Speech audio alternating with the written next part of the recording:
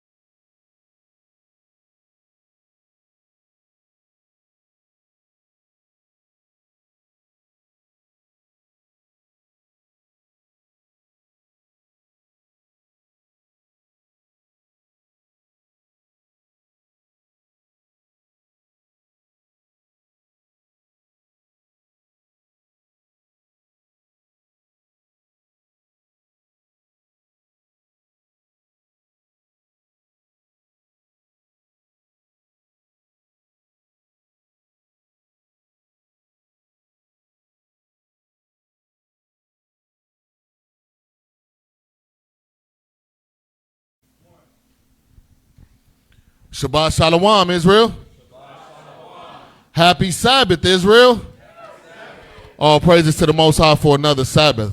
I'm thankful. It's beautiful to be up here once again in front of my people. To the Most High God. This is another segment of Feed the Sheep. True Nation Israelite Congregation, the closing Sabbath class. Once again, glad to be here in front of my people. It's definitely an honor and a privilege. Well, the title of today's lesson is You're Not My Enemy. Mic check. Con. The title of today's lesson is You're Not My Enemy. All right? And there could be a debate amongst Israel, all right? Amongst the men and the women, all right? The men could say, you know what? We need y'all women to be in line with us. We need y'all to get y'all ish together, right? Because the Most High is dealing with the men, most importantly, first and foremost. Yes, he is. That's a fact. He's dealing with us, right? So it's not far-fetched to, you know, that's right, right? For the most part, right? And then the women could say, you know what? But if some of y'all lead better, or if some of y'all was in a better space and place, guess what? Then the women would do what they need to and we'll be up out of here. So it's easy for the brothers to point at the sisters and the sisters to point at the brothers. But guess what? At the end of the day, we all need some kind of work, right? Or we wouldn't be purging ourselves in this Passover season, right? So we got about 9 days to get ourselves together, all right? And the difference between this year and any other year, previous years, right? When you kind of come out of the Passover is over, unleavened bread is over, and we go back to our old ways, one way or another. And then before you know it, guess what? You got to purge yourself once again right before atonement. When the trio hits, right? You got what? Pentecost. Then you have Day of Atonement. And then you have Tabernacles. But generally speaking, atonement, because that's another time to where Israel, you're going to take it serious. Atonement, one day, right? Afflicting your spirit. But let's try to make this year special. Let's try to make it different in regards to riding the wave and the momentum of Passover and unleavened bread and catapulting yourself so high in the spirit to where there's no coming back down. There's no dropping. All right? That's what we want to do and carry on through the year. All right? That's the goal. That's what we want to do. So you're not my enemy. That's the title of the lesson. And you know what? Life is a journey. How many would agree? Life is a journey, right? We're all on this journey of life. Grief is a journey. How many would agree with me? How many of us have been through some kind of grief? Grief is a journey as well, right? All right? Pain is a journey.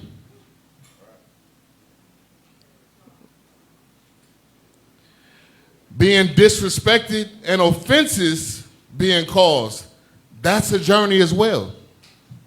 Why would you say that, Bishop? Why did you add that in with grief, pain? Now I'm bringing up disrespect, offenses, because these are some of the things that we can get better at, right? I've offended brothers and sisters in this walk because of lack of knowledge, lack of understanding. And I've been offended as well. And a lot of us have been on both sides of the fence. And when you're trying to do your best and, you know, you're more so the victim and you didn't deserve it, it hurts, right? But then as you journey along, we understand that healing is also a journey. And we all heal in different ways. Some of you guys are able to brush things off a little bit quicker. But the same offense may happen to another brother or sister, and guess what? They're dealing with that offense for an extended period of time. And you may say, dang, brother, that was 6 months ago, 9 months ago, a year ago. You still bothered by that? You still dealing with that? It's easy to say, right? Because that may be your strength, and what they're dealing with, they're grappling with that. And it may be their weakness. So let's be more sensitive to one another. So that's where we're dealing with today. You're not my enemy, and I'm dealing with my people, all right? Because the Bible, it clearly says that the Most High has enemies, and we have enemies as well, all right? But we're dealing amongst one another today, all right? So let me get my first scripture.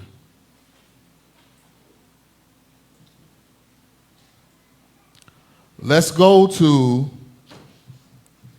James 3:3. Let's go to the book of James. And we're going to start there. Give me a second to get there. I appreciate you. James chapter 3 and verse 3. Go ahead. The book of James, chapter 3, verse 3.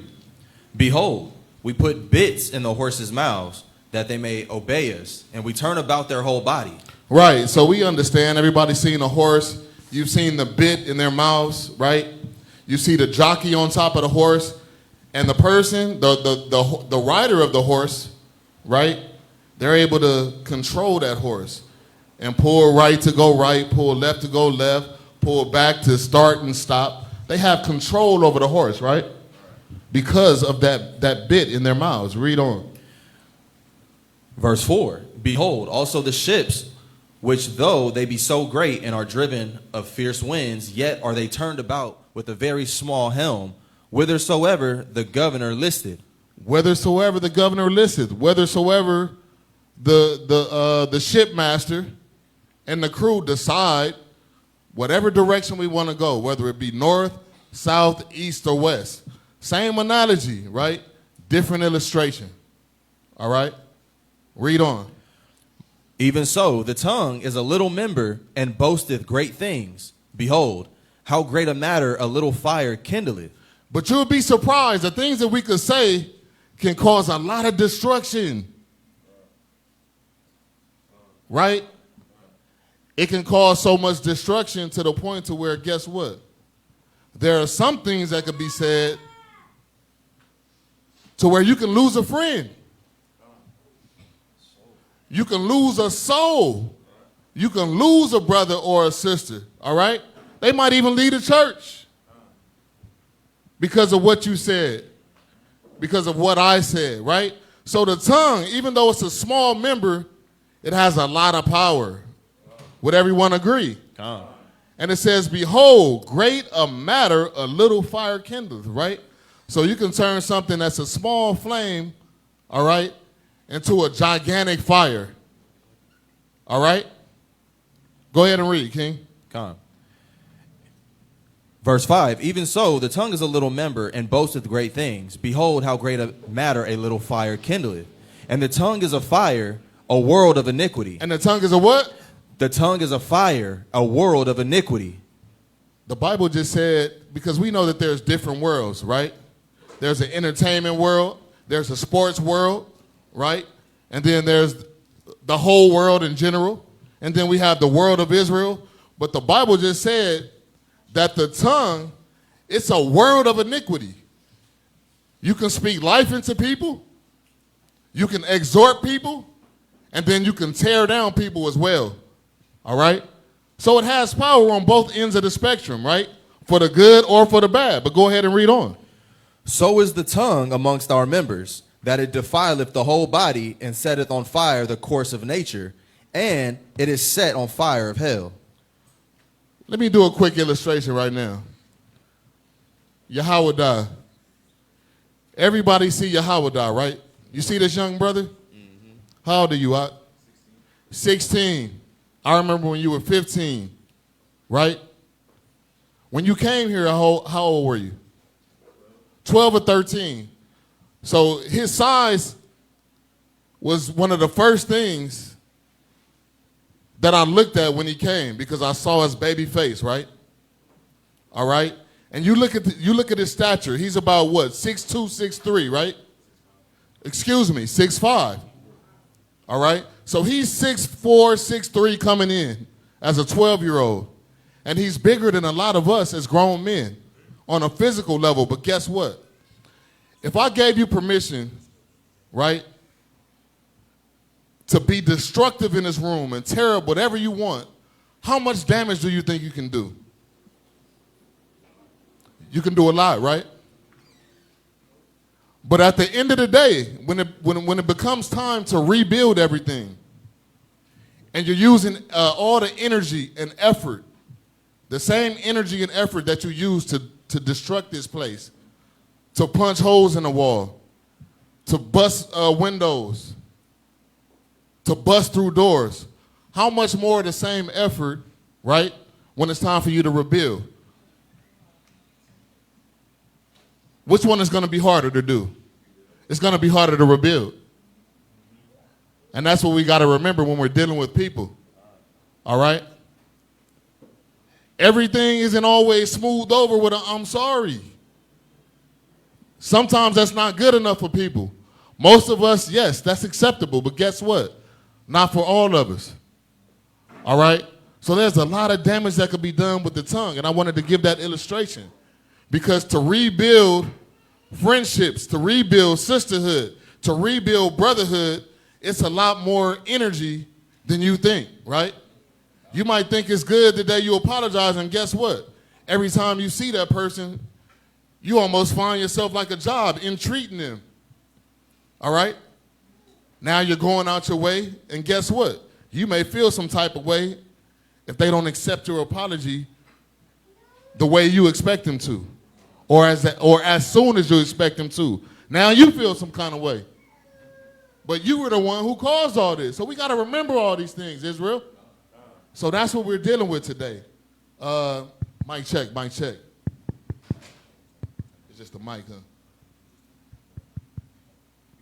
It's good, all praises. All right, so go ahead and finish that. Where were we at? Verse 7. Go ahead and read. For every kind of beast, and of birds, and of serpents, and of things in the sea is tamed, and have been tamed of mankind. But the tongue can no man tame. It is an unruly evil, full of deadly poison. Right, so nobody can tame the tongue, right? It's up to you, and it's up to I to make sure that we have the ability to rule our spirit, the ability to stay in the spirit and be cognizant of situations when they arise. All right? That's really the test right there. It's easy to get counseling about it. It's easy to talk about it. But what about when a situation arises in the heat of the moment? Then what? Are you going to operate in wisdom then? Are you going to hold your peace for the sake of brotherhood or sisterhood to make sure that you're not the one creating offenses? Right? These are things that we got to keep in mind. Go ahead. Verse 9. Therewith bless we God, even the Father, and therewith curse we men, which are made after the similitude of God. See, and that's the problem that the Most High God has with that, because you know what? We go home and we bless the Father. Father God, Yahweh Ba'ashem Mashiach Yahweh Shai, the water Yahweh Shai, right? We pray for our mothers, our fathers, right? But with that same tongue, we destroy one another. All right? With those same lips, all right? You were able to exhort somebody and speak sweet, kind words, right? And then all of a sudden, a fire comes out, and it's full of destruction and damage and devastation. All right? So let's remember that. Let's move on. Go to Ephesians 4. Ephesians chapter 4. Verse 26. Ephesians chapter 4 and verse 26. Be ye angry and sin not. One more time. Be ye angry and sin not. Read. Let not the sun go down upon your wrath. It's okay to be angry, right? But it has to be a controlled anger. It has to be controlled. All right? And don't let the sun go down upon your wrath. So whether it be your marriage, whether it be your friendship, not only to those that are in the truth and in the faith, but we're supposed to have a good rapport of those outside of the truth as well. They're supposed to be able to speak good things about us as well. So we operate in the same manner with those that are outside of the faith, those that are without wisdom. Con? Read. Neither give place to the devil. Neither give place to the devil, because guess what? The devil has to use somebody. The devil, Satan, the spiritual demon Satan, cannot accomplish his mission of destruction, all right?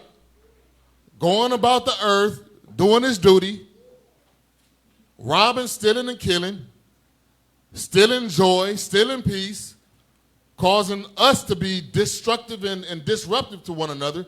He can't do it without you being an instrument.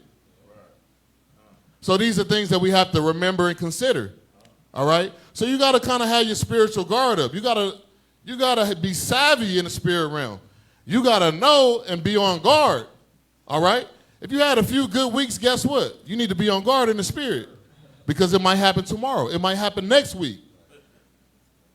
Whenever it happens, it's going to be when you least expect it, all right? All of a sudden, and it's, sometimes it's the little things. It's not always the big argument. It's the small disagreement that ends up becoming just out of control. And these things happen because we allow Satan space. We became that vessel and that instrument instead of being an instrument of righteousness. All right? Drop down to verse 29. Verse 29. Read. Let no corrupt communication proceed out of your mouth, but that which is good to the use of edifying, that it may minister grace unto the hearers. See, that's what we got to do. So we have to eliminate all the filthy talk, all the vain talking, all right, and the jangling. All right, the scriptures saying that all the talk that just it amounts to nothing. All right, we gotta let that go. We gotta eliminate that. All right, and we have to speak life into people, edify people, and exhort people. That's what we're on. That's what we're doing. Be a minister. All right. A minister doesn't mean you always got to be up here teaching with a mic on a Sabbath or on a feast day, right? You're a minister with your actions, number one. All right? But then there's a level of being able to have that spiritual gift to be able to say, you know what? I'm going to speak life into her today. I'm going to speak life into him today. I'm going to build their confidence today. They look down. Guess what, sis, you all right? There's a lot of things that we can say and do, all right? Just as clever as we get in wickedness, guess what? Use that same wisdom and righteousness and make it count for something, right? All praises. So go ahead. Verse 30, Con. And grieve not the Holy Spirit of God, whereby ye are sealed unto the day of redemption. Grieve not the Holy Spirit. Do not quench the fire. All right? Do not quench the fire. Our fire is supposed to be lit. All right? Read on. Let all bitterness and wrath and anger and clamor and evil speaking be put away from you with all malice. Con. So we're purging all of the things out of us that we need to get rid of. And to each one of us, we know what that is. All right? Go ahead and read. And be ye kind one to another. Do what? And be ye kind one to another, tenderhearted, forgiving one another, even as God, for Christ's sake, hath forgiven you. You know what? Because we owe each other this. All right? We owe each other to do each other right. Point blank, period, right? Not only in regards to just being a true nation Israelite congregation member, but dealing with other Israelites as well. And we're going to touch on something later, because there is a way that Israelites can become your enemy. And we'll deal with that, all right? But that's not what we're dealing with right now. We're dealing with the fact that you're not my enemy. I am your brother. Not only am I your brother, but I'm your keeper as well. I have your best interests. I'm looking out for you. That's the spirit and the attitude that we need to foster toward one another. All right?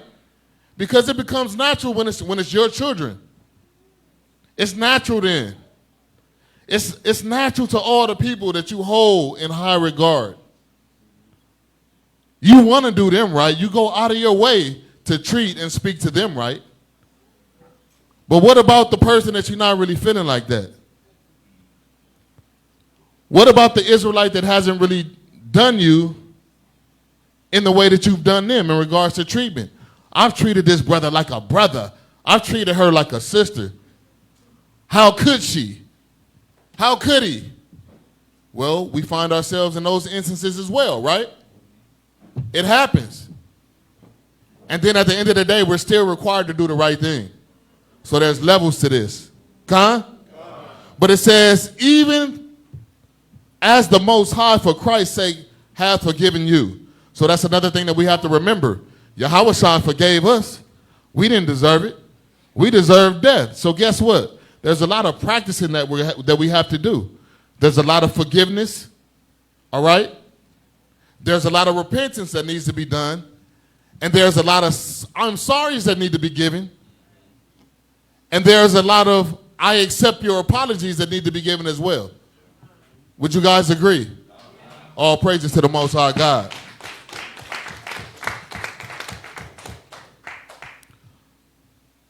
Let's go to Matthew. Matthew 7 and 12. Read that. Because this is a golden rule. It's a rule of thumb, especially in this truth, right? But even in the world, people understand this, but they call it karma, right? The word karma isn't in the Bible, but you guys know where I'm going. Go ahead and read that.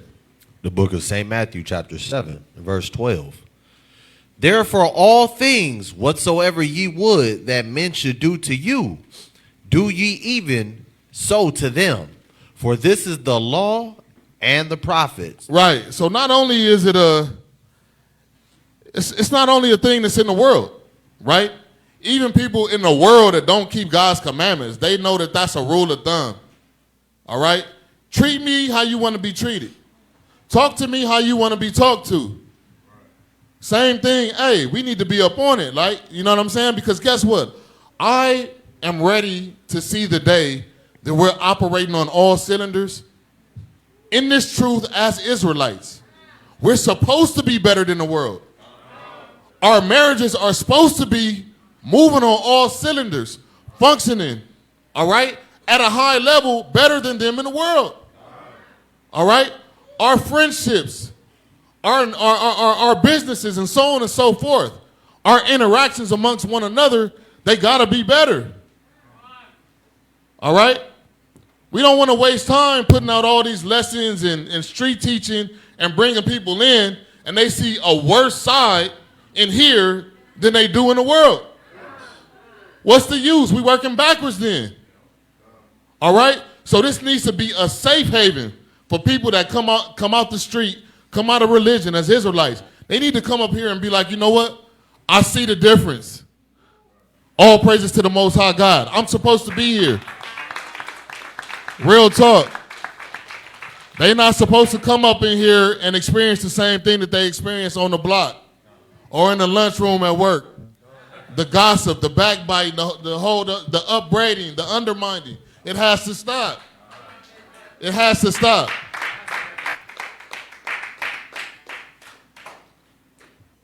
Let me get the next precept.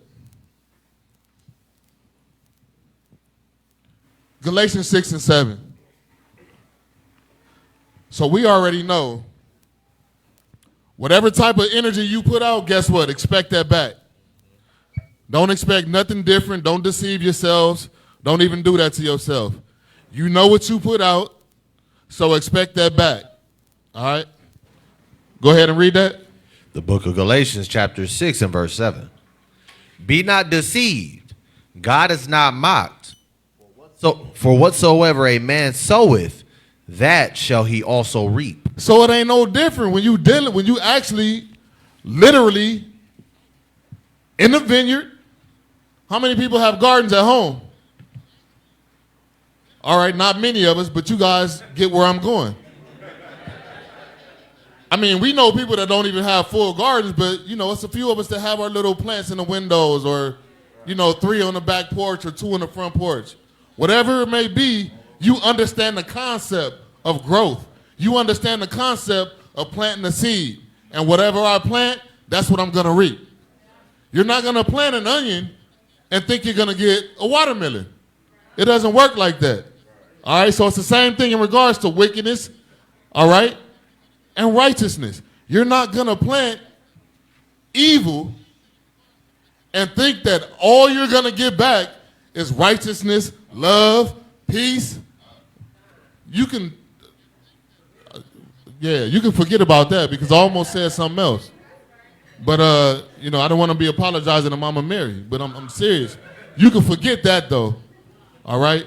So expect what you put back. You know what I'm saying? Expect that back. No different from a frisbee or a boomerang, all right? So read that one more time so we can get in our spirit. Be not deceived. God is not mocked. So the Most High said, don't be deceived because you already know how I operate, all right? We know how the Most High operates, so don't even think anything otherwise. Go ahead. For whatsoever a man soweth, that shall he also reap. All praises. Proverbs 8 and 13. Let's get to it. Proverbs 8 and 13. I remember coming into this truth, and there's levels to this truth. And I used to read scriptures like Amos 5 and 15. Hate the evil, love the good. And other precepts that echo the same sentiment, right? And I had to be honest with myself. When I read those scriptures, it was almost a conviction because I wasn't in that place. Like I had to ask myself, do I really hate what the Most High hates? Do I really hate sin like that? And I wasn't in that place. It's not that I didn't want to, but I had to be honest with myself. And now, all praises to the Most High God, I'm in that place. But it took some growth. It took some mistakes. It took some learning. It wasn't overnight, all right? And a lot of you are where I'm at with it. We hate sin because we know how much it has destroyed us. We know how much it has taken away from us, right? But then there's a few of us that are still in that place to where, yeah, you're in the truth. Yeah, you're wearing your fringes. Yeah, you're keeping the feast days. You're doing what you got to do, but you're not quite in that place yet to where you have the bravo and the authority to be able to say, you know what, I hate sin, because you know what? You know you will be a liar. You know you will be a liar. You're not in that place yet. Some of us. But that's where the Most High wants us. Because in conjunction with everything that I'm speaking about, until the women follow the men, until we get it together, until we dot our I's and cross our T's, yeah, the coming of Yahweh is close, but we still got a lot of work to do. If you want to keep it 100, if you want to keep it a buck, we got a lot of work to do. Would you guys agree or what? All praises to the Most High God. Yup. But I'm not going to discredit anybody because we've all came a long way. So let me say that as well. So clap for the progress that we've made. But there's a long way to go. So let's not forget that. So read Proverbs 8 and 13. The book of Proverbs, chapter 8 and verse 13.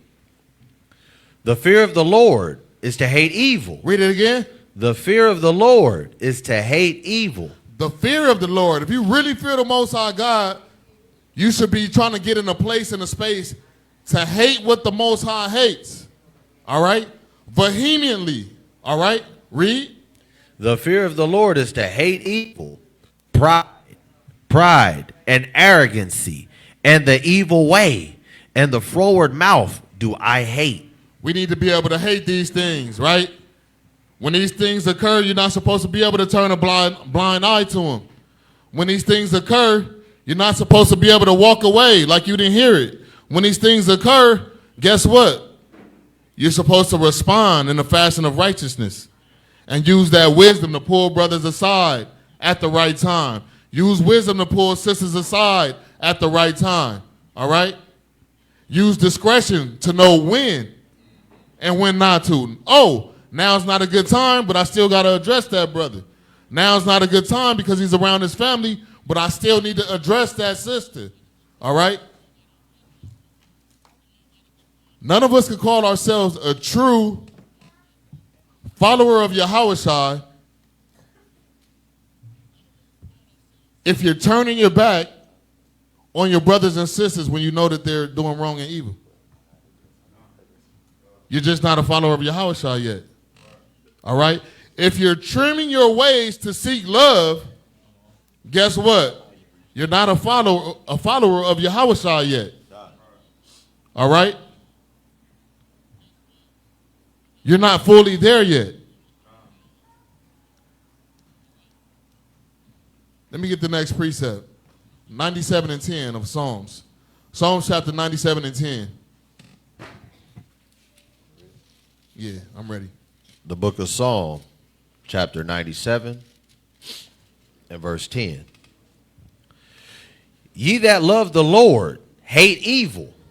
He preserveth the souls of his saints. Right, but you don't get that preserving of the soul until you hate evil, because that's the prerequisite, right? All right, we receive all these benefits from the Most High God, and now guess what? We're in a place where we have that expectation. We expect the Most High to show up for us. We expect the Most High to deliver us, right?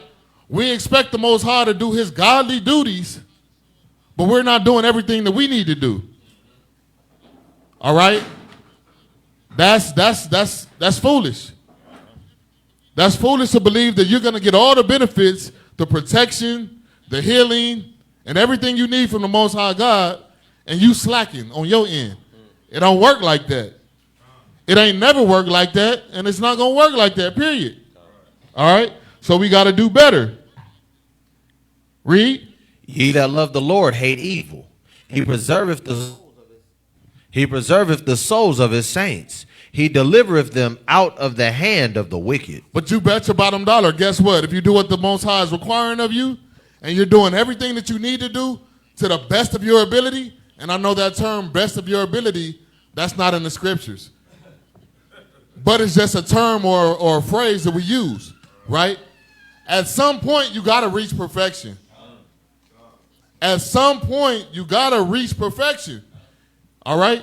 Even in the world, we learn that practice makes what? We got to continue to practice. All right? Even the book of Judges tells us that, right?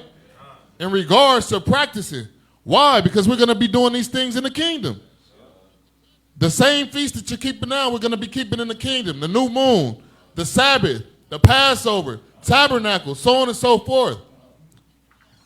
So in regards to how we need to behave, guess what?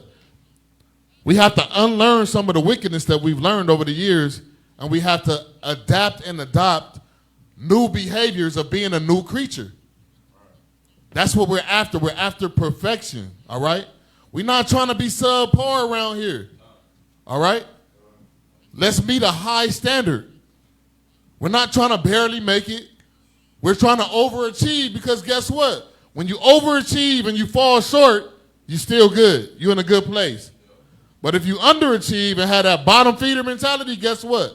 And you barely make it, you might not make it. You really might not make it. All right? Let's get Psalms chapter 139. Psalms chapter 139. Let's see how King David felt. You know what I want. 21 and 22. Let's start at 19. The book of Psalms. Oh, you got it? Psalm 139 and verse 19. Surely thou wilt slay the wicked, O God. Depart from me, therefore, ye bloody men. See, that's how King David felt about evil. That's how he felt about wickedness. That's how he felt about sin and a lifestyle of iniquity. He didn't want no parts of it. David was one who eschewed evil. All right? That's how we got to be. I'm taking a spot. I'm not participating in that.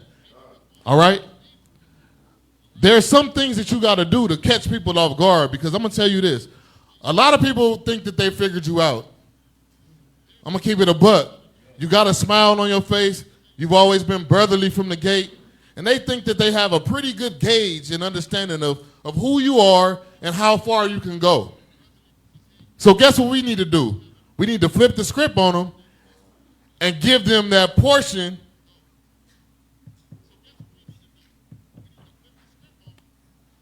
of the Most High and that of King David in regards to being, you got to let them know what time it is, all right? And why am I saying that? Because they think they figured you out, and you have to really let them know that, guess what? I know where you're coming from. Guess what? I'm not accepting that anymore. Guess what? I'm not tolerating that anymore. You know what I'm saying?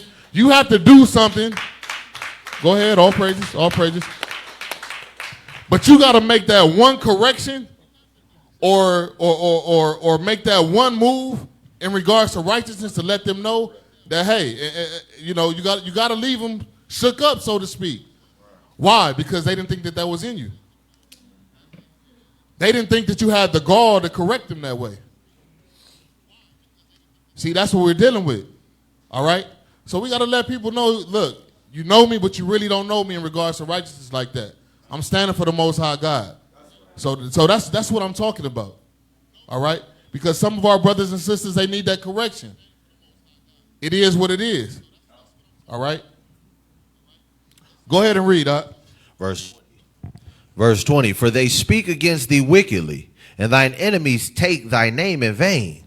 Do not I hate them, O Lord, that hate thee? Read it again right there. Do not I hate them, O Lord, that hate thee? So that's a question that King David was asking, but that's what spirit he was in. So what the Most High hated, King David hated. It wasn't no negotiation, right? He was in the same spirit of the Most High, and we got to make sure that we're in the same spirit of the Most High God, right?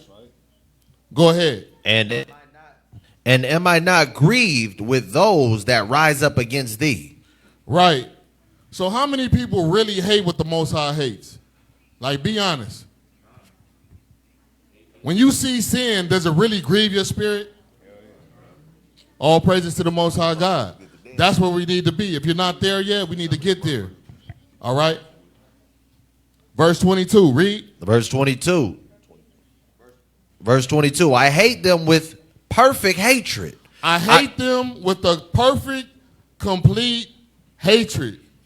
Period. Read. I count them mine enemies. Count them what? I count them mine enemies. So how many of you count sinners as your enemy in regards to the Most High? Even though we know that we're supposed to go out and gain them because we were once sinners. But I'm talking about more so people that know better.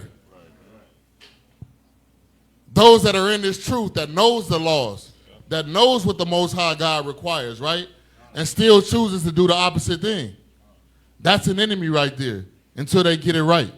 All right? And we're going to touch on a little bit more. But look, the scriptures already say the Most High hates sin and what? The sinner. And the sinner. All right? We're going to get both of those today, right? Because there's a lot of us that have a hard time accepting that. We still think that the Most High, he only hates the sin, but he loves the sinner. The Bible doesn't say that. All right? And guess what? If you and I happen to sin, we're enemies of the Most High God until you repent and get it right. Even ourselves are considered enemies to the Most High God. That's it, point blank, period. All right? Let's go to Matthew, the book of Matthew, chapter 5. Matthew chapter 5, verse 38. And I know it's hard for us to not operate and take things in our own hands like we used to do in the world.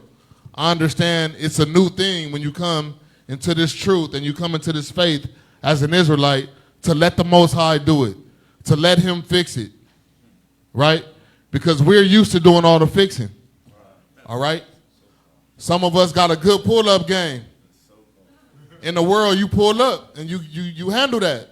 You fix that. You make that call, all right? You let them know what time it is.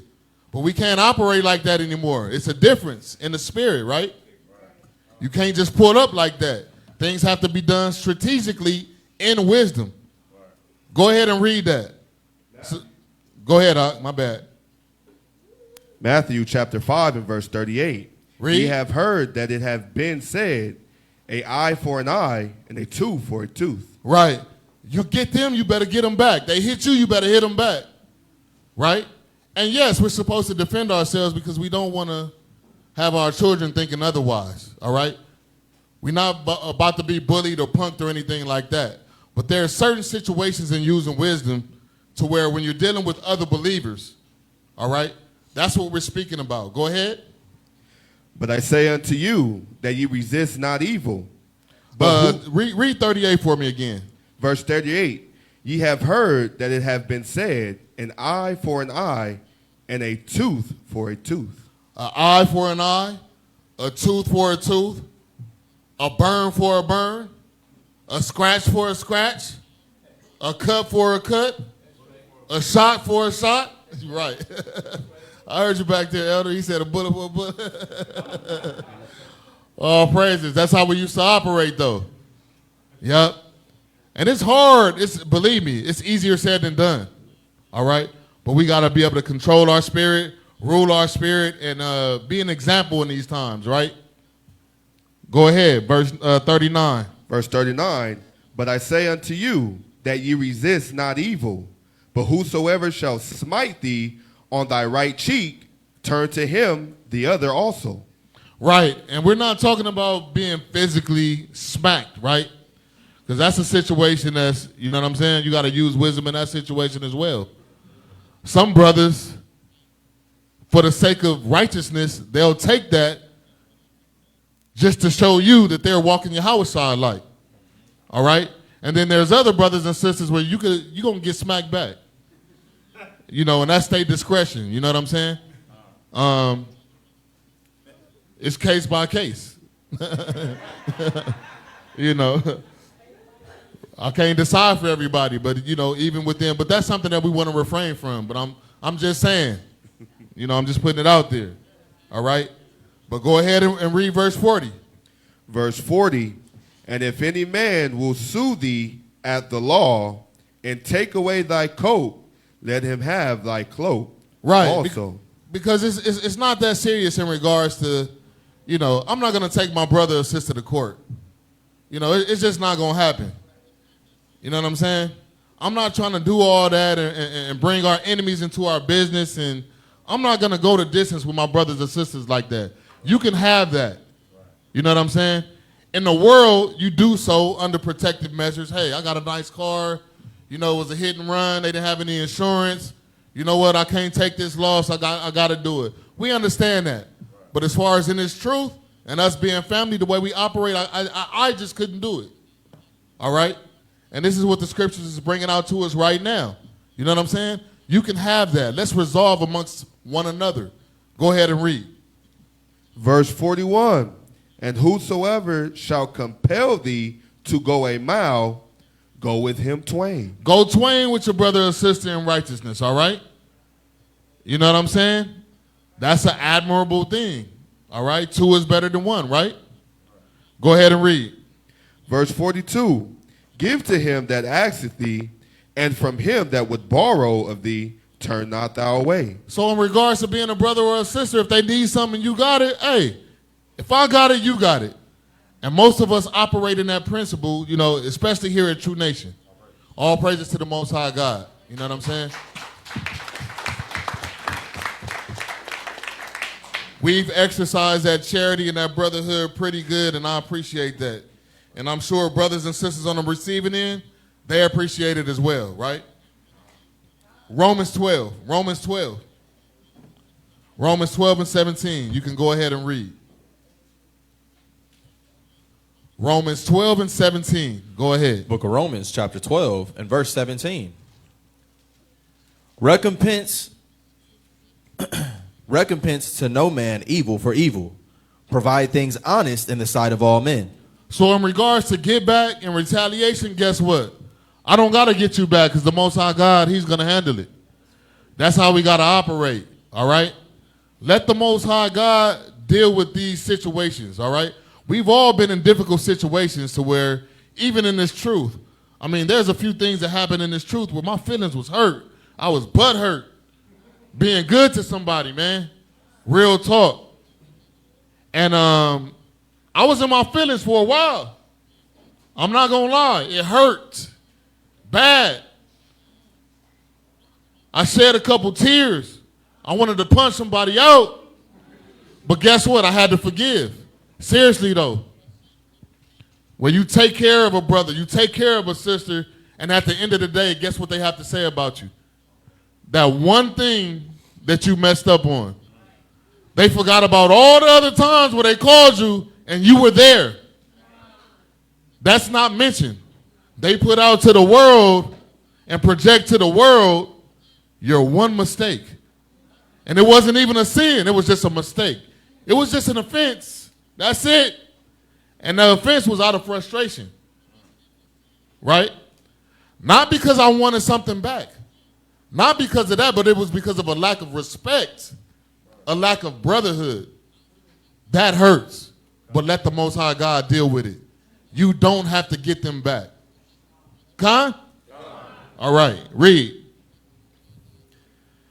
If it be possible, as much as lieth in you, live peaceably with all men. If it be possible, as much as lies within you, we have it within us to be peaceable amongst one another. But then we got to go back to the world. We have our neighbors. We have chaos around us. All right? And we have to be peaceable in those aspects as well. Right? What do the scriptures tell us in regards to wise as a serpent, but what? Harmless as a dove. But harmless as a dove. All right?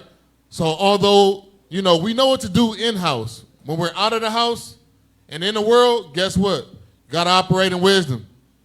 We're still amongst our enemies at the end of the day, right? We're not home yet, so remember that. Verse 19.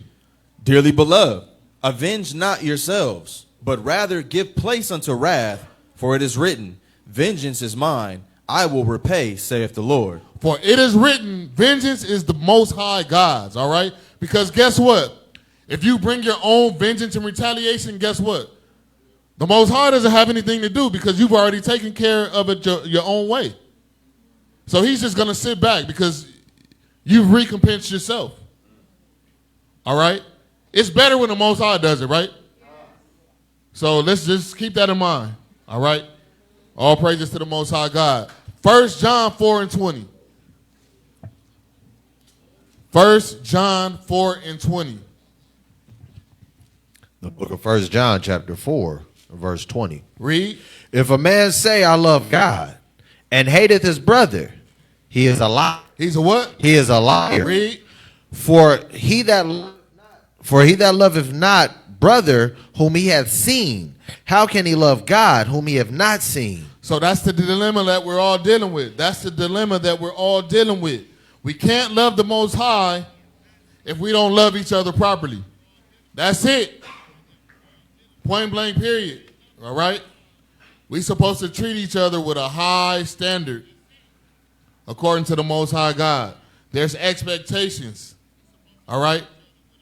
These are relationships that we're supposed to foster having yourself in mind. All right?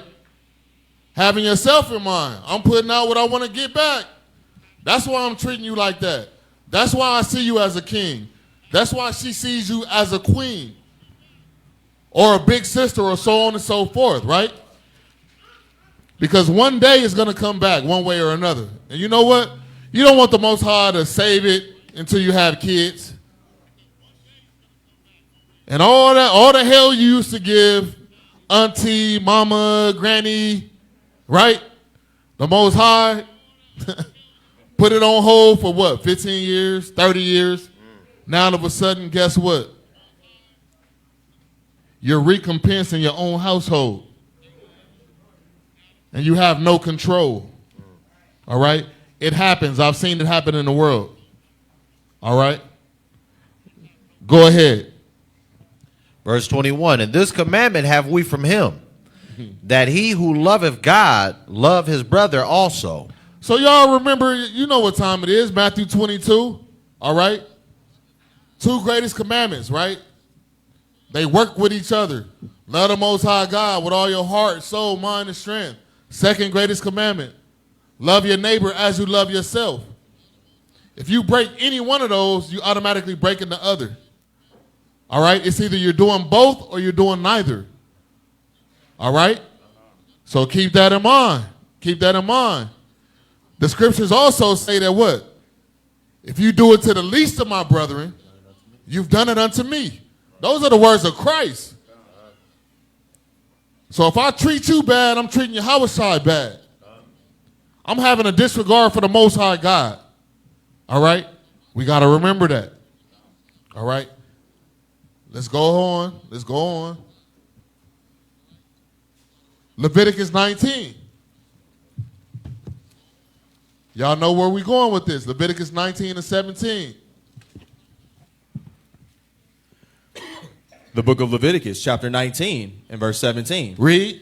Thou shalt not hate thy brother in thine heart.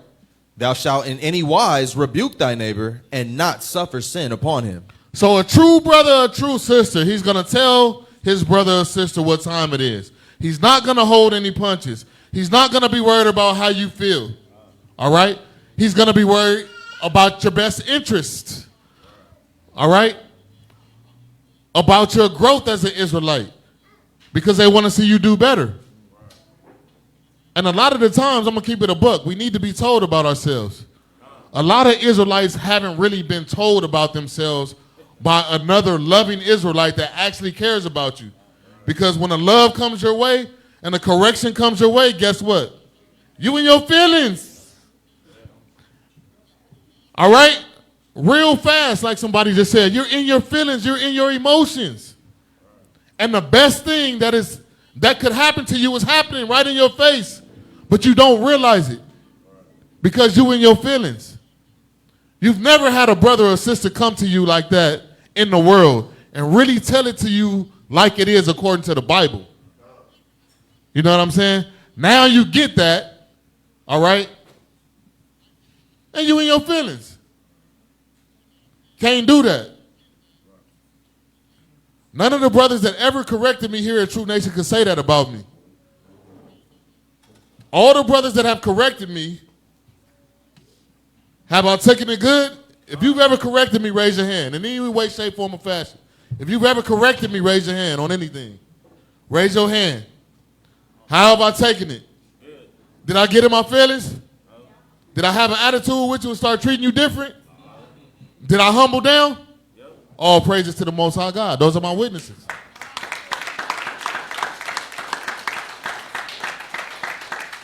And we all need to be able to say that. We all need to be able to say that. Because that's what draws you closer to the Most High God. That's where you're more Christ-like right there, when you can do that. Yahweh Shai, imagine if he walked in his feelings. He would have never made to die for us. We wouldn't be experiencing the grace and the mercy that we have now. Because he was in their feelings. All right? While he was being dragged to the cross, all right? Thorns on his head, punctured in his side, spit on, and so on and so forth, all right? Just being berated for our own good. And now we're here. We're benefiting from it. But I'm just saying, though, what if he was in his feelings? The prophecy would have never got fulfilled. You wouldn't be where you are now. All right? We'd all be dead. Let's keep it a buck. Read verse 18.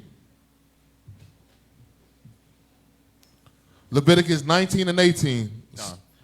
Verse 18. Thou shalt not avenge, nor bear any grudge against the children of thy people, but thou shalt love thy neighbor as thyself. I am the Lord. Right, so we don't need to avenge. Holding grudges that's a whole nother topic, right? Because people will say, you know what? I ain't trying to get them back. You're right. You haven't retaliated. But you still got a grudge, though. You still feel some kind of way. It's not an outright emotion. You're not showing them that you're emotional about it. But guess what? You're grappling within yourself. You still feel some kind of way. It's still bothering you. You're not over it. That's not healing right there. That's not a healing process right there, right? Healing cannot take place unless you're past your feelings, unless you're past your emotions, and that you're fully able to forgive them or forgive yourself or whatever circumstance that you're dealing with, all right? And even moving forward, just to add something in, fun fact, a lot of you Israelites gotta forgive yourself. While we talking about other people right now, a lot of y'all gotta forgive yourself. It's some of y'all up in here, for real, for real. And I'm not gonna tell you to raise your hand, that's between you and the Most High God. But you gotta let it go and forgive yourself. You'll get where you need to be if you continue to ride this out 10 toes down. All right? Stop worrying about all the losses that you took. Stop worrying about all the what ifs and what could have been and what should have been. Stop imagining yourself in a place or a space and you know what I'm saying? Stop being delusional and putting yourself in a reality that you don't belong in. That's the past. Live this out right here. This is where the Most High God has you right here, right now. You wasn't supposed to be with him anymore. You're supposed to be where you're at now. You wasn't supposed to be with her anymore. You're where you're supposed to be at right now. Jakes, man, like we be in our own head. You know what I'm saying? Mentally kicking somebody out they house and their marriage and entertaining like, you know what, I should have, that should be my reality, but nah, that's wicked. At that point, you're just an enemy to yourself. All right? All right? Let's move on. Did we finish that? No, that's it. That's all I need. Let's move on to let's deal with this word love real quick. All right? Because we throw that around like, you know what I'm saying? Love, love, love. They talking about love, love, love everywhere. Everybody's saying love. Let's see. Let's talk about it. 1 John 3:18. Because the last time I checked, love is an action word. According to this Bible. I used to think it was feelings, emotions, right? A hug, a gift. And that could be an expression of charity or love. You know what I'm saying? A secondary form of affection, though. That's not real love, though. 1 John 3:18. Somebody go ahead and read that for me. 1 John 3:18. Read. Mic check, mic check. 1 John 3:18. My little children, let us not love in word, neither in tongue. Ooh, let us not love in word, not lip service. Don't just talk about it. Read on. Neither in tongue, But in deed and in truth. But in what? In deed and in truth. But in deed and in truth. D-E-E-D. Deed. Action word. That's right. You got to do something. Right? Read that again from the top. My little children, let us not love in word, neither in tongue, but in deed and in truth. 1 Samuel 2:3. Con, so everybody get that? It's not about what you say. It's about what you do. All right? And a lot of us know this. We just need to be reminded, right? It's only so long where you're going to be able to talk that talk and, you know, even a fool is going to come around at some point and after 7 or 10 years and be like, hold on. You've been saying A, B, and C for a long time. You've been making a lot of promises for a long time. I've been putting out for a long time, and I ain't been getting nothing back. How the heck do you love me? Even a fool is going to come to that conclusion. So how much more? Us, the chosen seed, the righteous people of the Most High God, that he's waking up in these last and evil days. We got to show each other. All right? Give me 1 Samuel 2:3. The book of 1 Samuel, chapter 2, and verse 3. Talk no more, so exceeding proudly. Read that again. Talk no more, so exceeding proudly. The Most High said, cut all the talk out. Read on. Let not arrogancy come out of your mouth. Because you're sounding prideful. Read on. For the Lord is a God of knowledge, and by him actions are weighed. By the Most High, what are weighed? Actions are Actions weighed. are weighed by the Most High God. Not what you say. We got to do for each other. Because the Most High God, believe it or not, he's a what have you done for me lately type of God. Y'all know that song? I wish I was able to sing, but it goes a little something like this. What have you done for me lately? Dun-dun-dun-dun. Ooh, yeah. Yeah, that's what he's talking about. That's what the Most High God is talking about. What have you done for me? What are you building? What are you sacrificing? You know what I'm saying? Because the Most High God, you can't buy his love. You can't operate with the Most High God like we used to do in the world and pacify people, pay for their love, pay for their time, pay for their affection, pay for their attention. You can't do that. Not in this walk. Even to the point to where we kind of, you bribe people and do all that. That's not how we operate in the spirit. You're not going to do that to the Most High God, and we shouldn't do that to each other. It should be a genuine love. Yeah. Working. Yup. Like the Bible said, work out your salvation with fear and trembling. But even the word work itself, what kind of word? Is that a noun? Is that an adjective? No. It's a verb. What's a verb? It's an action word. All right? Get the next one. I'm finna give each brother one because I'm trying to speed it up. Let me get 1 John 5, 2 and 3, and then Ephesians 5.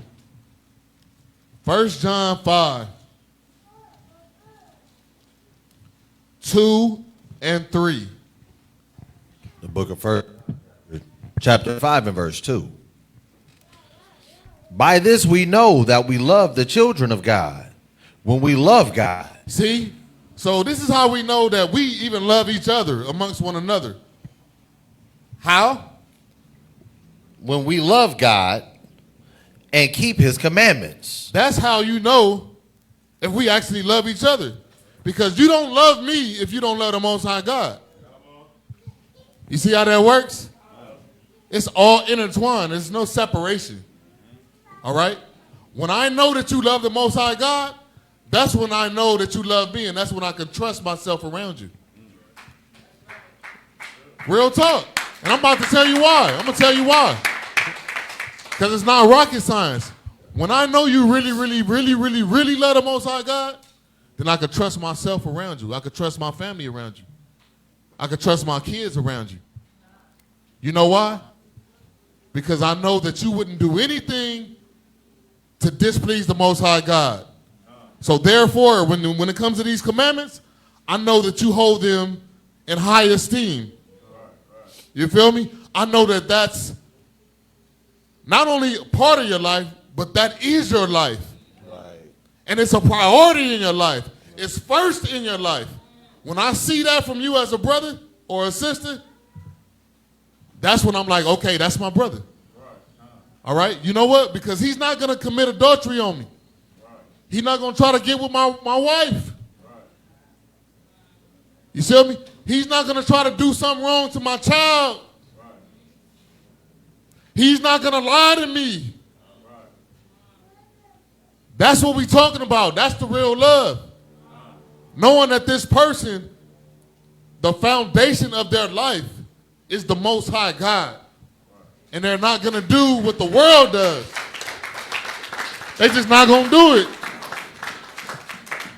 All right? And Satan, he's crafty. Satan tries to tempt us all. Let's keep it a buck. No matter where you're at, all right?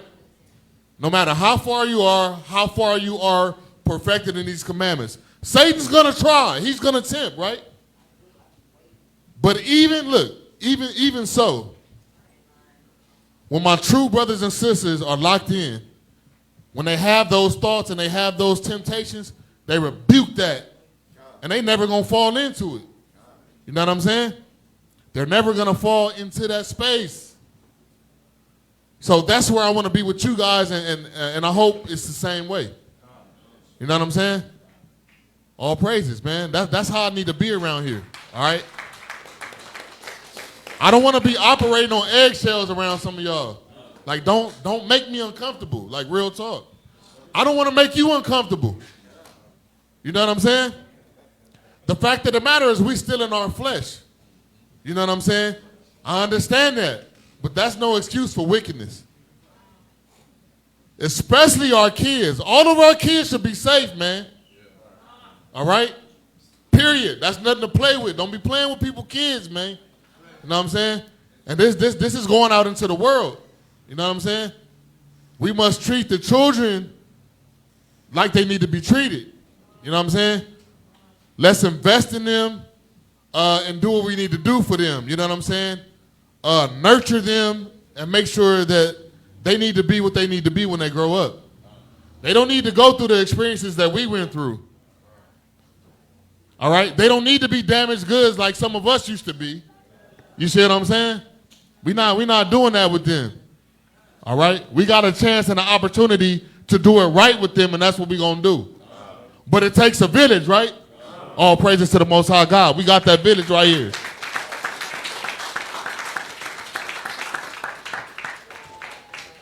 We have that village with True Nation Israelite Congregation. What'd you say, King? Yeah, go ahead.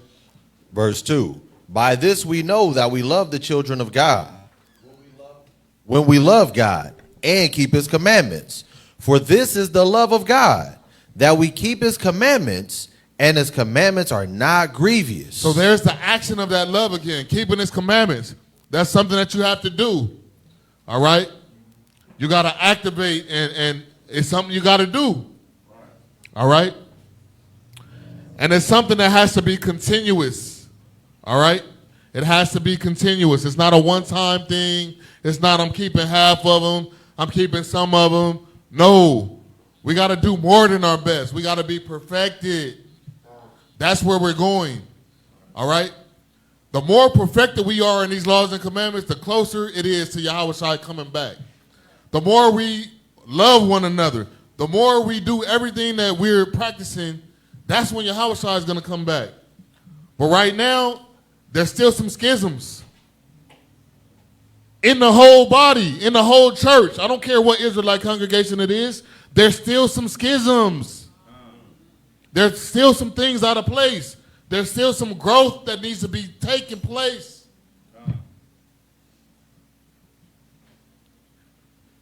All right? Give me what you had. The book of Ephesians chapter 5, 1 and 2. The book of Ephesians, chapter 5, and verse 1. Read.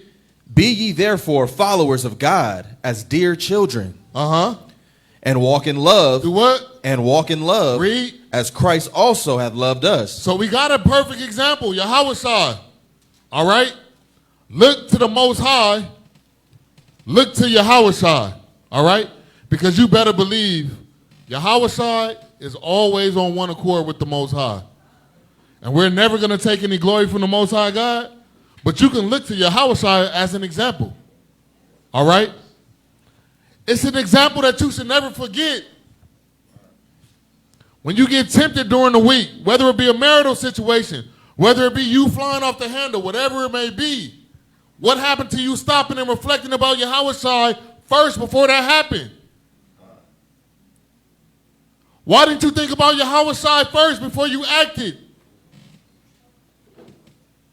All right, so things have to be done decently and in order, right? You got to think first. Think. Get some clarity. Go get some fresh air. All right? Go sit in the car. Go turn the jazz music on first before you act. All right? We need to think about the things that we're about to do before we actually do them. Don't think about it after you do it and then you make a mistake. Now you got to offer up 37 apologies. You know what I'm saying? That's working backward right there, right? Yeah, think about it first, right? Walk in wisdom first, then you don't have to do all that damage control after that. Because you did the right thing first. All right? Verse 2, huh? Verse 2. Read. And walk in love as Christ also have loved us and hath given himself for us an offering and a sacrifice to God for a sweet-smelling savor. Beautiful scripture. So Yahushua and everything that he's done. We have a gift from the Most High in Yahushua. And that gift came with grace, it came with mercy, and an abundance of other things, right? But guess what? Now we have to offer ourselves just like Yahushua offered himself. It's time for us to offer ourselves to the Most High God. All right? It's time for us to be a sweet smelling savor. All right? It's your turn. It's my turn. It's our obligation and it's our duty. It's our reasonable service. Period. All right? Don't act like the Most High is requiring something of you that you don't have the ability to give. And don't act like he's asking for too much. Because we haven't given enough and we haven't done enough. Point blank, period. I don't care what you're doing. You haven't done enough. All right? All praises to the Most High God. And believe it or not, it's brothers and sisters in here that's going all out for the Most High God. All right? And in the nation. All right? But they're giving their all to the Most High God. We have great examples in here. All praises to the Most High God. All right? Let's covet the best gifts. You don't actually have to be like somebody and take on their persona and try to act like them, but you can covet the best gifts. You can do that. So let's not do ourselves a disservice. Let's not envy our brothers and sisters. All right? The Most High has given us many different gifts. We all have spiritual gifts. We all have something to offer the Most High God. We all have something that we can do here in this ministry. All right? To work off our evil and our wickedness. All right? Find something to do. Get busy for the Most High God. All right? And let's not look at our brothers and sisters as an enemy. All right? One of the worst spirits in this Israelite thing, I'm going to tell you. I'm going to let you know right now, just in case you don't know. All right? Appreciate that. We know pride is number one. Because that's the beginning of all sin, pride, right? But guess what else? After that, guess what? It's not in the Bible, but it's called a competition spirit.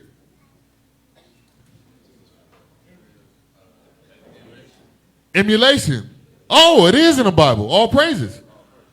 That competition spirit, I'm going to let you know something about that spirit. It's destructive. You know why? Because brothers and sisters don't know how to channel it the right way.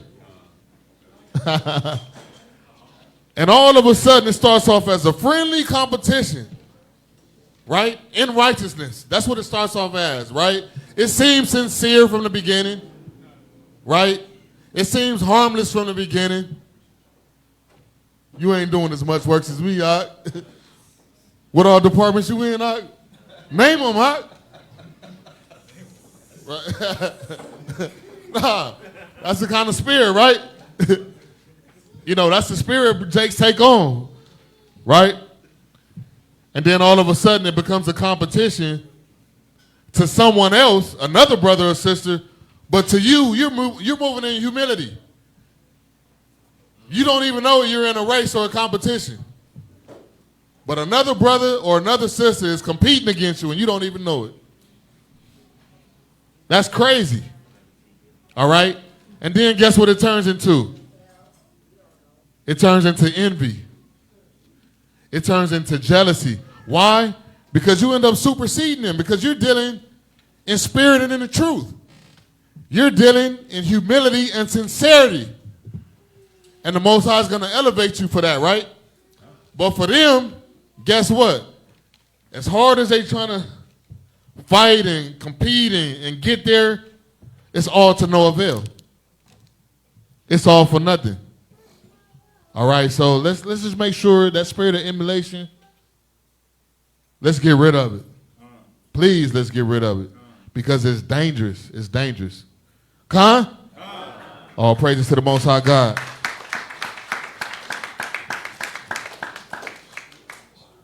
How many enjoying the lesson so far up until this point? All praises to the Most High.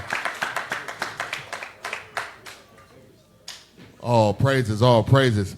Let's go to Galatians real quick. Galatians chapter 5. And we're going to start at verse 13 and go through 15. Galatians chapter 5, verse 13. The book Yeah, go ahead. My Galatians, chapter 5 and verse 13. apologies. Read. For brethren, ye have been called unto liberty. Only use not liberty for an occasion to the flesh. Hey, we've all heard it before, right? There's freedom in Christ. How many heard that verse? There's freedom in Christ, right? We all have a liberty. We've all been freed from the sting of death, the sting of sin, and the lake of fire, right? We've been free from that, right? Come on. But guess what? Don't use your liberty as an occasion to sin. Or as an occasion not to treat your brother or your sister right. Some of us get a little freedom, we get a little title, we get a little power, get a little authority. Now all of a sudden, now you want to use that to do wrong. To treat others some type of way. To big time other people. And so on and so forth. There's a number of things that can be done. But you abuse that power. You abuse that authority. You abuse that freedom or liberty. All right? Go ahead and read. But by love serve one another. But by love serve one another, because we're all servants of the Most High God. All right? And we should be serving each other. All right? Go ahead and read. For all the law is fulfilled in one word, even in this. Read. Thou shalt love thy neighbor as thyself. But if ye bite and devour one another, take heed ye be not consumed one of another. See, because there comes a time to where if we're out of the spirit and we bite and devour one another, it's like two dogs fighting. How many people familiar with a pit bull? How many people seen a pit bull fight in real life? I'm not talking about on YouTube, because that does it a disservice. How many seen a pit bull lock on another dog and fight to the death? It's wicked, isn't it? They're fierce. All right? And they don't hold any punches. When pit bulls begin to fight, guess what? They're fighting to the death. They have no disregard for the opponent. All right? And guess what? A lot of the times in this truth, we're fighting our brothers and sisters to the death and the destruction of one another. You know what I'm saying? Not physically, but spiritually. We're harming each other. And that has to stop. For us to progress and get up out of here and be the people that we should be, all that royalty, 144 talk, all that, and you know what I'm saying? We got some work to do. We got a lot of work to do. And it starts and it ends with us. All right? You can't expect one of another nation to come up in here and lead us in the right way according to our God. We can't listen to the instructions of Joe Biden, Donald Trump. That's not going to get us where we need to be. Those speeches aren't for us. You know what I'm saying? We need to hear this Bible and operate out of this Bible. You know what I'm saying? And understand that all the answers that you're looking for are here. All right? You don't need to go to, what are these people they go to? No, I'm serious. No, say it again. Therapists and counselors, like, I don't ever want to hear my people talking about that. When you have free therapy and counseling right here, free of charge according to the Bible. All right? Don't do that. That's a slap in the face to the Most High God, all right? When you got brothers and sisters and leadership that's doing their best, right? Qualified leadership is that. Trying to be righteous, all right? Brothers and sisters here for you, but you still go outside to the world and you're willing to drop a handsome amount of money to get some counsel from an Edomite or from your enemies. That shouldn't be. That's actually grieving the Holy Spirit right there. I don't think the Most High likes that or approves that. You know what I'm saying? Not when you could get it here. So these are things that we have to consider and remember. All right? Go ahead and read 15 again. Verse 15. But if ye bite and devour one another, take heed ye be not consumed one of another. So let's not destroy one another. All right? Matthew 5:43. Matthew chapter 5, verse 43. The book of Matthew, chapter 5, and verse 43. Ye have heard that it has been said, thou shalt love thy neighbor and hate thine enemy. Right. We've all heard that. We're accustomed to hearing that, right, sis? You know what I'm saying? Yeah. Love your neighbor, hate your enemy. That's what the world taught us, right? But read. But I say unto you, love your enemies. Do what? Love your enemies. One more time. Love your enemies. Love your enemies in this truth, your people, right? Even those outside, right? Because we have to teach our people a better way. And what better way to be an example? That goes back to the scripture that we read before. Sometimes you got to turn the other cheek. Sometimes you have to be embarrassed openly just to teach your people a lesson. What do I mean by that? Well, guess what? I've been demoralized by another Israelite on the train before. All right? A brother called me a B out of my name. People heard that. That's hard for a man to do, to not act and defend his manhood and knock another brother out. You know what I'm saying? That's the natural thing to do. You know what I'm saying? As a man, you know what I'm saying? We dealing with testosterone. So as a man, you know, the highest level of respect is not only being called out your name, but a brother, you know, talking about moms, you know what I'm saying? Or calling you a B. That's one of the, you feel, am I right, man? You know what I'm saying? That's a high level of disrespect. So are you able to operate in that kind of wisdom, in that kind of humility? Look at Brother Amatazar, somebody his size, man. That brother is a giant nowadays, you know what I'm saying? In regards to nowadays. 6'7", 6'8", right? Imagine the damage that brother could do to another man. Not only could he knock another brother out, but he could deliver the kind of punch that could put a brother in ICU or put him in the grave. No, real talk. But these are the kind of things that we have to refrain from, all right? That's the easy part. The hardest part is to refrain and say, you know what, I'm going to take that. I've been called out my name, but, you know what I'm saying? And it doesn't make it any easier because in the world, you got your woman in front of you now. I got to defend myself. You know what I'm saying? And it's a difficult place to be in as a man, even in the truth.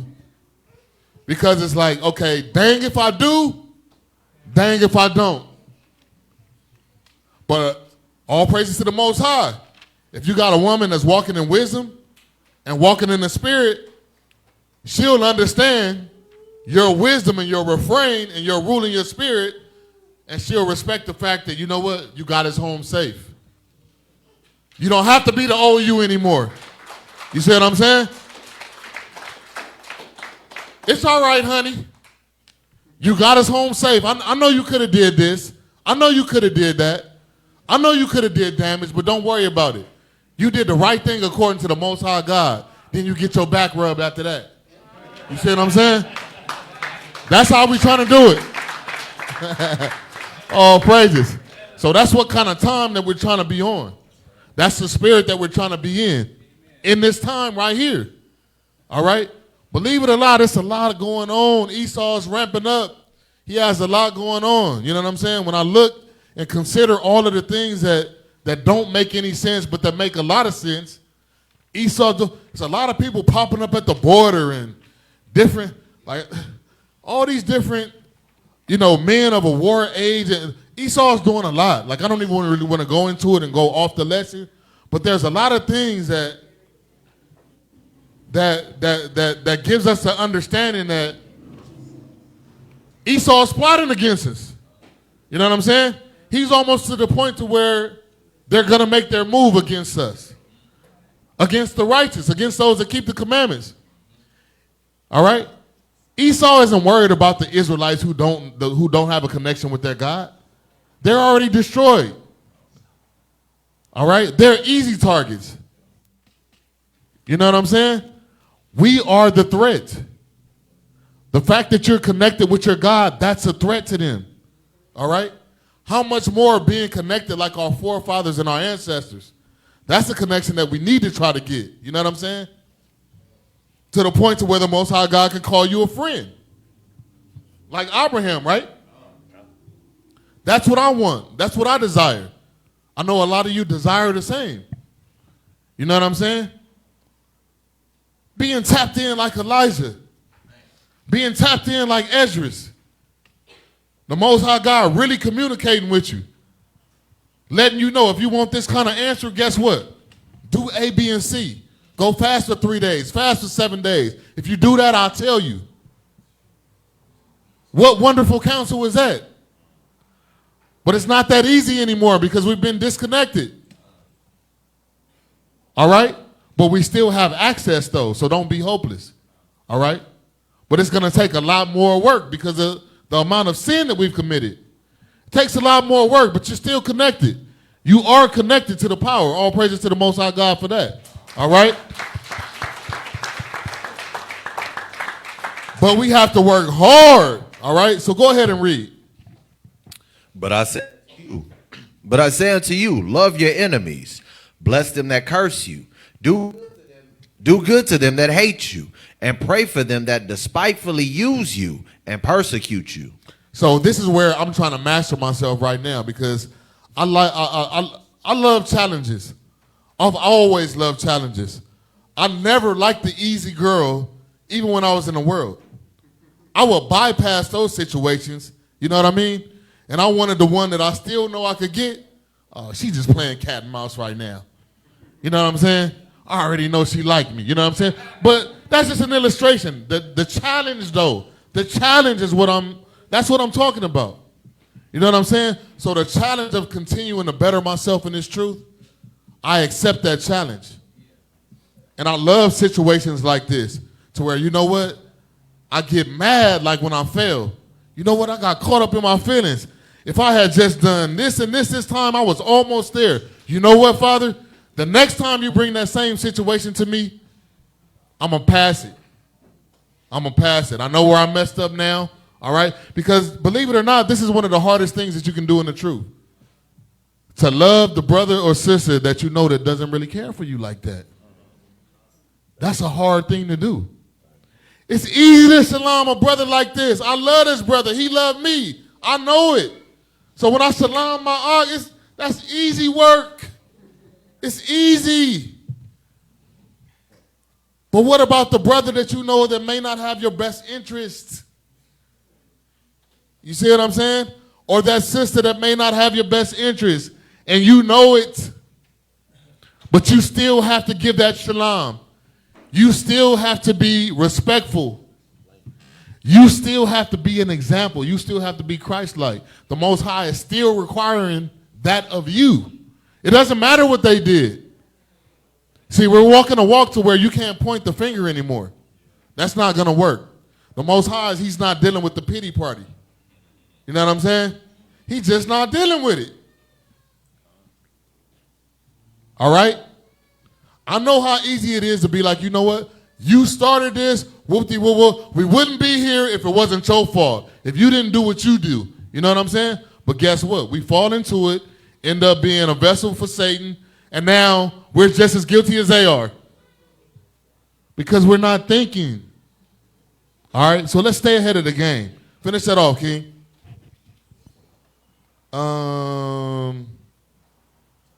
Yeah, because I'm going somewhere with this. Yeah, let me continue on. But I say unto you, love your enemies, bless them that curse you, do good to them that hate you, and pray for them which despitefully use you and persecute you.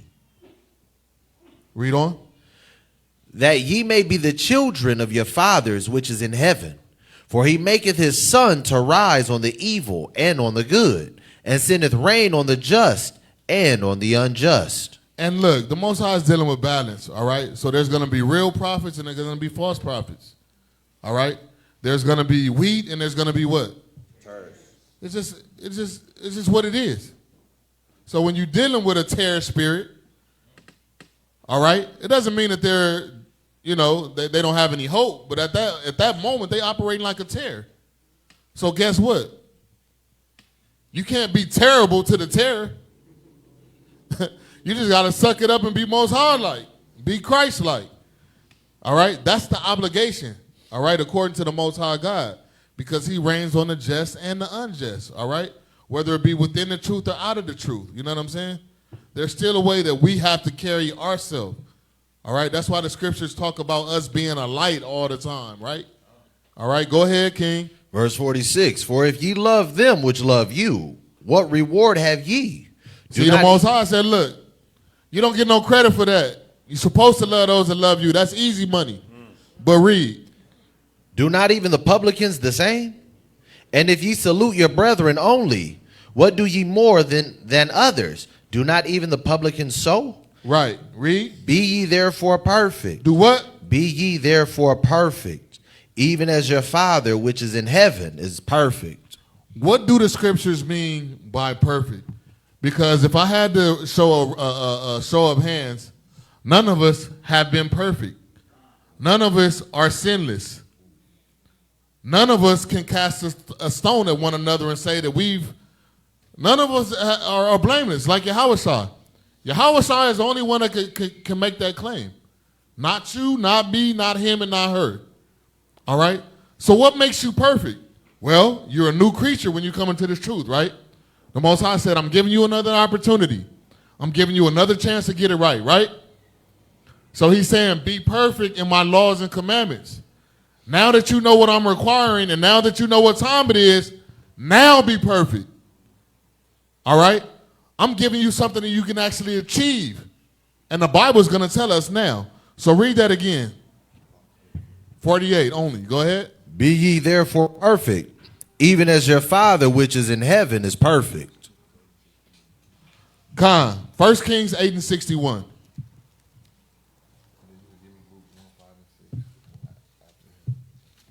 First Kings 8 and 61. Let's see. Verse 61. Go ahead. Let your heart therefore be perfect with the Lord our God. Read that again.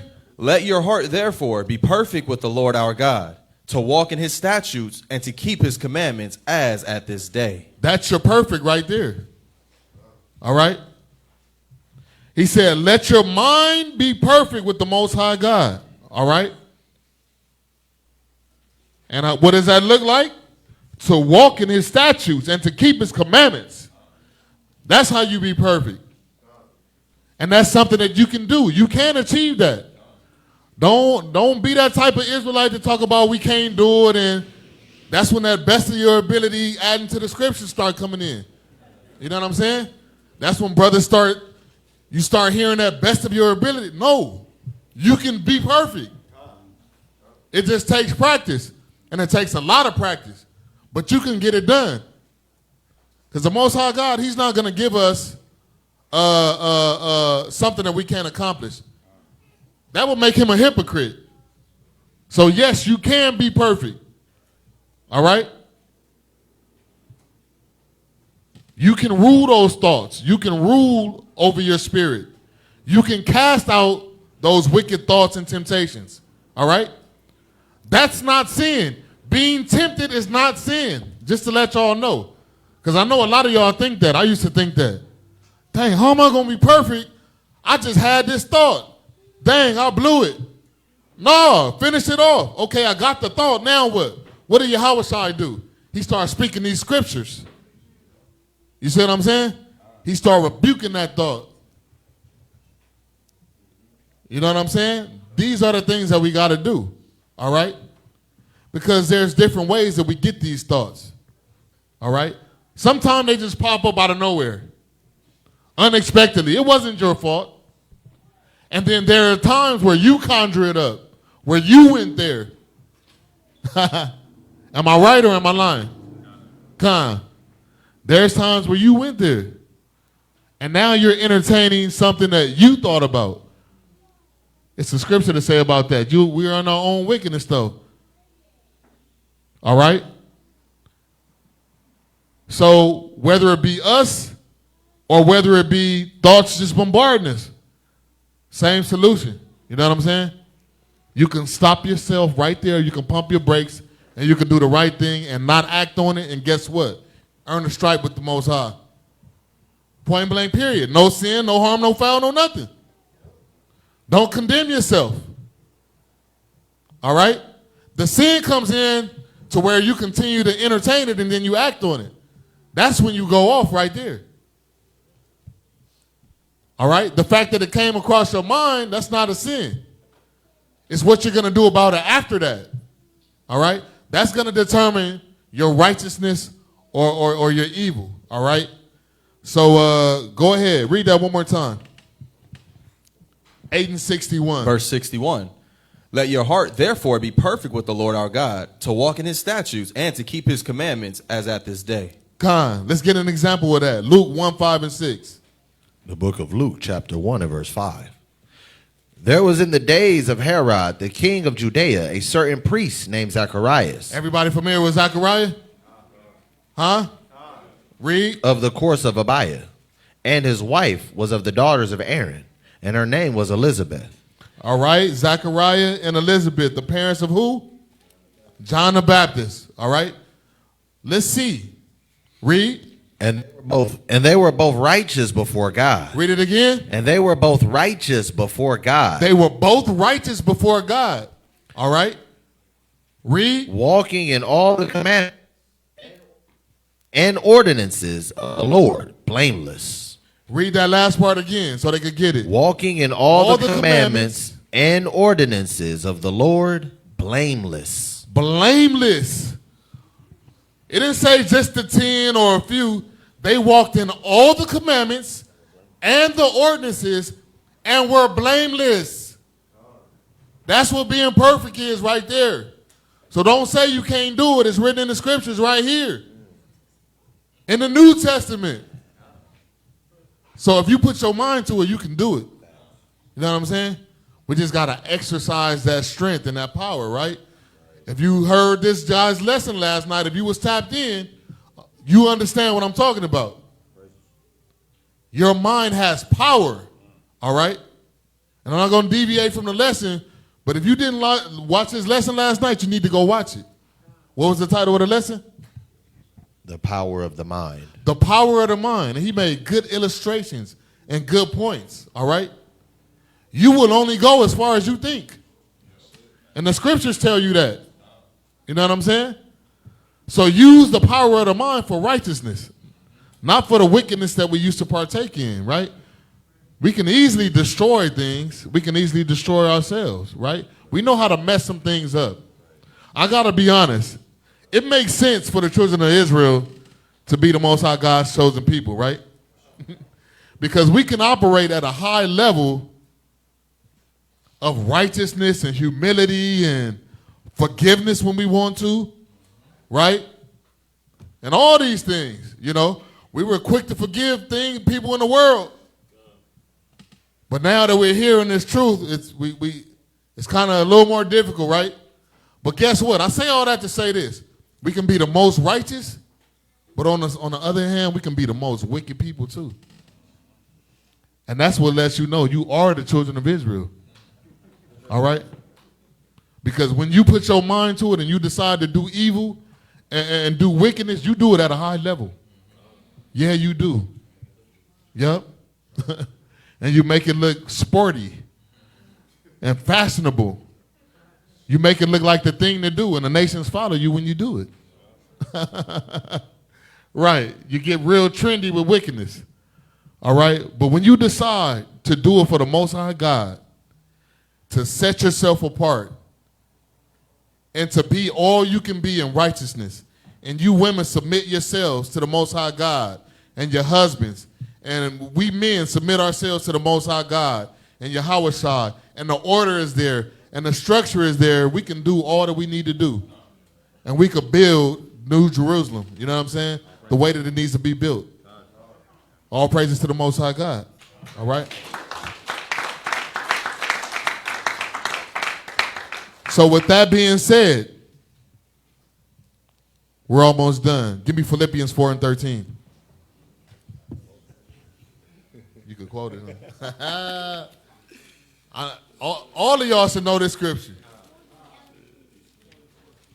When you get there, you'll know what I'm talking about. The book of Philippians, chapter 4, verse 13. Read. I can do all things through Christ, which strengtheneth me. Right? I can do all things through Hamashiach Yahushua, through Christ who strengthened me. And you can too. You just got to put your mind to it and do it. Point blank, period. No excuses. All right? Most High not dealing with no excuses. Let's get it done. Let's get it done. Ephesians 3. Ephesians chapter 3, verse 20. The book of Ephesians, chapter 3, and verse 20. Read. Now unto him that is able to do exceeding abundantly above all that we ask or think, according to the power that worketh in us. According to the power that does what? That worketh in us. So listen to that. Now you are able to do exceedingly above all that you can think or ask, according to the God that you serve, according to the power that you're tapped into. All right? It's all in your hands, but what are you going to do?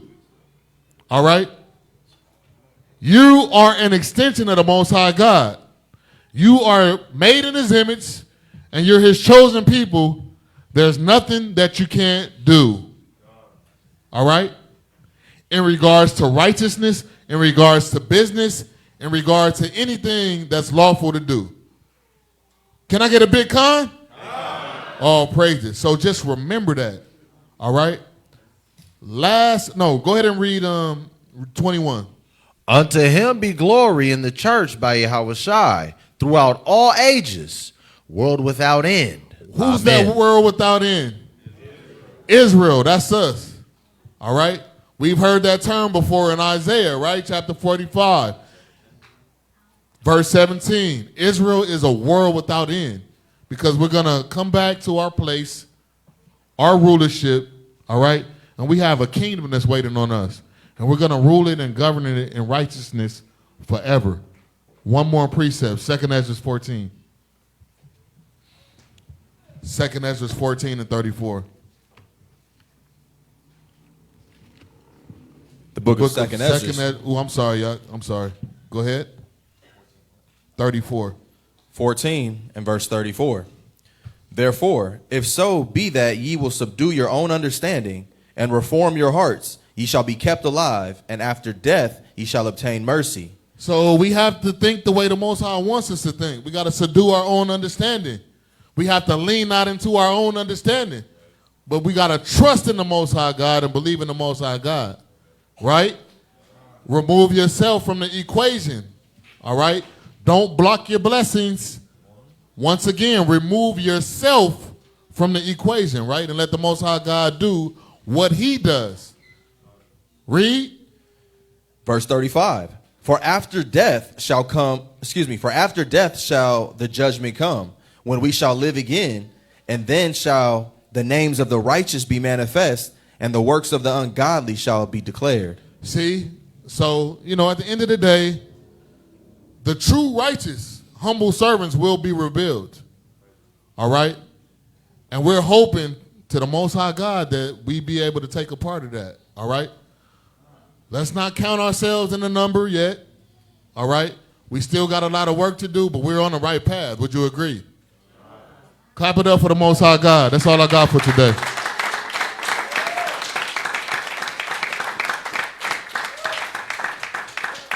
All praises to the Most High God. Any announcements?